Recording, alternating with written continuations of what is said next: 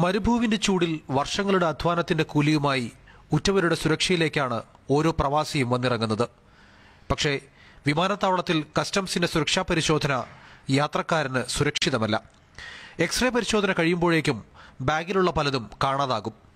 ഏറ്റവും ഒടുവിലത്തെ അനുഭവസ്ഥനിതാ. മൊബൈലാണ് പോയത്.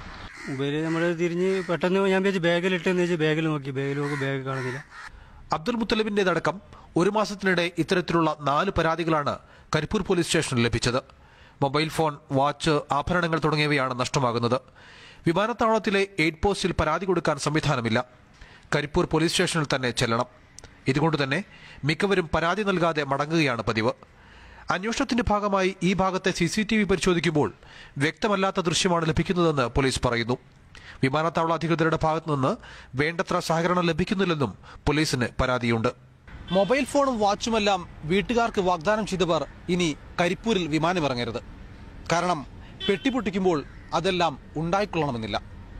ക്യാമറമാൻ PT മിട്ടനൊപ്പം മുഹമ്മദ് നൌഫൽ, മാതൃഭൂമി ന്യൂസ്, മലപ്പുറം. റിയാസ് ഹസനും ഭാര്യയും 2 മക്കളും അടങ്ങുന്ന കുടുംബമാണ് കരിപ്പൂരിൽ വിമാനമിറങ്ങിയത്. എക്സ്റേ പരിശോധനയ്ക്കായി ഭാര്യയുടെ വാച്ച് ഊരി നൽകാൻ ജീവനക്കാർ ആവശ്യപ്പെട്ടു. പിന്നെ വാച്ച് തിരികെ കിട്ടിയിട്ടില്ല. വൈഫ് ബാഗ് എടുക്കാൻ നോക്കിയപ്പം ബാഗിൻ്റെ ഫ്ലാപ്പ് ഓപ്പൺ ആയിരുന്നു.